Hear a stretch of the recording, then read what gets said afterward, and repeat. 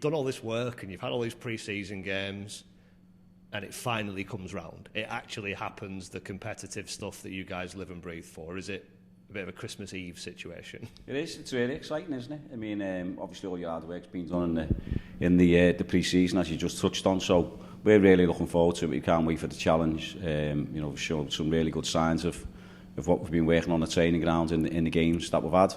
Really good tough tests as well. So really looking forward, really excited, and can't wait for it to get going. It's a completely different beast, isn't it, to playing pre-season games? I don't think you can replicate 3 points being on stake or at stake on a Saturday or a Tuesday. Do players feel the same? Do you sense a different buzz around the place and around the changing room for a competitive game? Yeah, there has been a slightly different buzz this week because obviously you know what's coming at the end of it. The pre-season games have been really good though. The opponents that we've set up and we've played against have been really tough, and that's what we wanted, really tough tests to test ourselves, and we've got a lot out of that. But it has been a different week, a different feel, and it's been really, really exciting for us all. Just as far as pre-season is concerned, I guess you are learning to overcome things, you are dealing with the challenges as they come. I know one of those challenges has been injuries. How difficult has it been to have quite a large number of players at varying times not available to you? Well, it is. That was last season, but it's the same for everyone, Dan. So everyone's the same at every club. Everyone does a pre-season. Everyone has little niggles here and there, and you lose players for pre-season games and stuff, and then you have to go into your first game with whatever. So we've got to look at that ourselves. We've got a few little niggles that we've had, but I'm sure everyone's the same, in the same boat. And as I said, we'll address that after I've done this, and then we'll get ourselves on a training ground. Is it more a case of precaution and little niggles if somebody does miss out this weekend? Yeah, because I've always said that. I've been consistent with that since last season, because a little niggle could turn into where you're off maybe a few days, but if you force someone or push someone to play, if you like, or ask them to play, or they want to play, all of a sudden it turns into weeks and months, and you don't want that, because you're losing players at an important time of the season. August, there's the Saturday Tuesday game, so you need everyone, but you've got to make sure that everyone's right and everyone's 100%. So you have to look after the player as well, so you can take it out of their hands. But as I said, we'll have a look at a few little niggles that we've got, but everyone's been the same, haven't they, in the pre-season, all the other clubs. How much can that present an opportunity when somebody who you perhaps penciled a week or two ago to play maybe can't play, and then somebody comes in who perhaps wasn't first choice in that position? Is it a real opportunity knock situation to start the season with a clean slate? Yeah, it has to be, because they get opportunities in pre-season, so they had to sink or swim, so they get put in positions. Can they actually deal with them situations? Can they handle the situation? Can they handle the ball, the environments, the fans, whatever that's created at the time? And our lads have shown that they've done that in the pre-season games they've had against some tough opposition, big opposition as well. So they've shown they can do that. And the opportunity arises, if it does arise for people, that's tomorrow, that's Tuesday, that's next Saturday going forwards, then their players are ready and they've got to take that, and they've shown that they can take it. You've brought the 3 players in to this point. Is that a good thing in the sense that you've got a lot of stability within the group and you've only had 3 to integrate, and I guess no manager's ever satisfied, are they? Is it a case of still wanting more recruitment-wise? Yeah, well, we are going to get more, to be honest. That's been ongoing, as I said, for a long time now. It's getting the right people in. We're in a different place than we were last pre-season. We had a lot of work to do last pre-season to get players in and what have you. We had a good foundation going forward this year. And as you've just said there, we've brought 3 quality players in that have added to the squad, which is really good. People have seen the evidence of that in the pre-season games, and it'll be now where we're going to add some more players. Non-league football has been quite a sort of fertile ground for your recruitment in the last, not just the last 12 months, but certainly over the last 12 months. What does that background bring in a player? I've spoken to virtually all of the players that you've brought in from that non-league background, and they talk about their experience and the character that they think they can bring. How does that manifest itself in your changing room and on the pitch? Well, it does. I think they have, some of them have all different goals, but I think they've got something to prove that they can play at this level. So you get them from there. Obviously, they've all got day jobs that they have to give up. So it's a big sacrifice there, it's a big commitment, because it's different to any other job. You know, you sign a contract for 2 years, which if you've got a full-time job and somewhere, then you've just got to do your job, and that continues going forward, doesn't it? And you keep your job, but as in football, you've got to do your job consistently well, and you'll get another contract, or if you do it really, really well, then you get to move somewhere else to a higher league. So them lads that come in have points and goals and things to prove, and it shows on the pitch here for us. As far as the actual new season itself is concerned, what kind of targets do you guys set as a group? You mentioned there individual players having their own milestones or their own things they want to achieve. Are there targets set as a group? Yeah, well, that was set the first day of pre-season, where we all sat down as a group and we all agreed on it.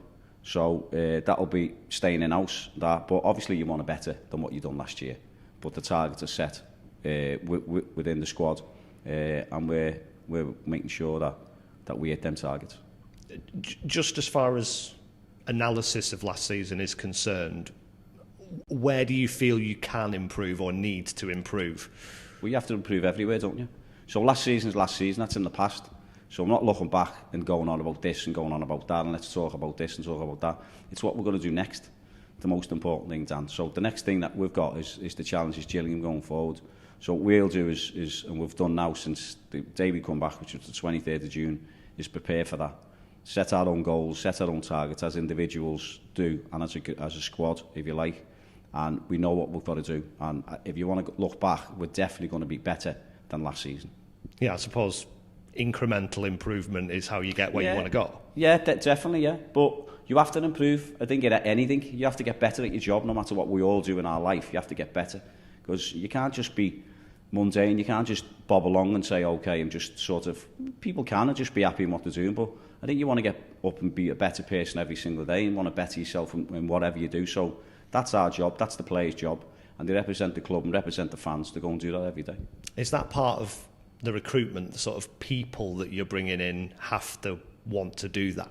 Yeah, well, you have to. So again, you're going back to the characters that you bring in and the culture that you create and everything else. So we're going to make sure, and we have been making sure, that we bring the right people into the club. And as I said before, it's people have an opinion, the fans and everyone else from the wider sporting area, if you like, and look at the players on the pitch, and then they can have the opinion of what we actually have brought in, whether they're really, really good footballers and added to the good character that they've got as well.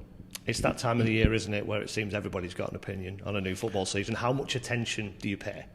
I don't pay any attention to it, so there's no I don't get influenced. The only one I get influenced by is obviously the players, and I want to influence them in the right way. We want to do our job to the best of our ability, because at the end of the day, if you don't, you lose your job. It's as simple as that. So, you know, that's what it's for. That's the business that we're all in, and we've all got to succeed, and we've all got to do our job, which remind the players of every single day about it. Not just doing your job when you go out there on Saturday or a Tuesday night. It's doing your job daily. So when you come in first thing in the morning, conduct yourself, how you conduct yourself, and then how you train, and how, you know, the standards that we've set, the standard that they've set, and then the bar that we have to keep pushing. We've both been around this place a long time. I don't think it's a surprise to either of us that you're unfancied and people outside of the club maybe are writing you off. Is that a motivation? Is it par for the course? Do you just ignore it? What's the situation? Well, it's never changed, has it? So, like, facts are facts. So the facts is that I've never gone on about anything about budgets and this and that. I'm not even going to touch on them, but the facts are facts. So, you know, people know they're not soft. I'm not soft. So at the end of the day, we've always been the underdog, and we always will be the underdog. It doesn't change anything for me. All it does, it challenges even more to say, well, we'll prove everyone wrong. I've been proving everyone wrong all my life. And all the players, as I said, the ones that you bring in, wherever they're from, they've got something to prove. So, and we'll all do that together. How much do you look forward to being back here and having the fans back in their numbers for a league game with something on the line in that atmosphere? Yeah, it's great. I mean, it's, as I said, the stadium's great when it's full, bouncing both ends, you know, on the sides, everything about it. So I love playing at home, love playing at the stadium, the players do. So we're really looking forward to the challenge on Saturday. It's weirdly not that long since you played Gillingham, and yet quite a lot has changed in that time. What kind of a difference has Gareth Ainsworth made there, do you think? Well, Gareth Ainsworth's a top manager, isn't he? I mean, he's been around for like forever, to be honest, and he's a top fella as well, by the way. I've shared the car with him. We've done our LMA diploma together, and he's a top fella. And Richard Dobson is his assistant as well. You know, he's done a really, really good job at Wickham. You know, he's so knowledgeable, sets his teams up right, hard working, fully committed. So we know what we're going to get. But I'm looking forward to seeing him, to be honest, both of them. Just the way that management works, you make those connections, don't you? How strange is it to go from, you know, car sharing to go and do your diploma, as you say, and probably bouncing ideas off each other and chatting, to then being against each other in the dugout and wanting to beat each other? Yeah, well, that's just the way it is. I mean, that comes Saturday, 3 o'clock, he'll want to beat us and we'll want to beat them. It's as simple as that. And after that, you know, you have a little few words, or he comes up in the room and shares a Coke or whatever. So, yeah, looking forward to that. You know, the car share one was... it was funny, if we played Wickham on the Tuesday night, and we'd already set it up because we were going to St George's to finish or I think it was a lecture or something on something, you know, with the LMA diploma. So regardless of the result, Gareth was giving me a lift. So, and he was brilliant, honestly, he was. We managed to get one over him on that night. And as I said, you know, he's done a fantastic job. He feels like he's been around forever. And wherever he goes, you know, he brings his style, which is a good style as well. Suits him really well. Hard working, committed team, good side, good players. So, you know, as I said, that'll be the challenge for us Saturday when he comes up here and brings his team, that we rise to it, and we will.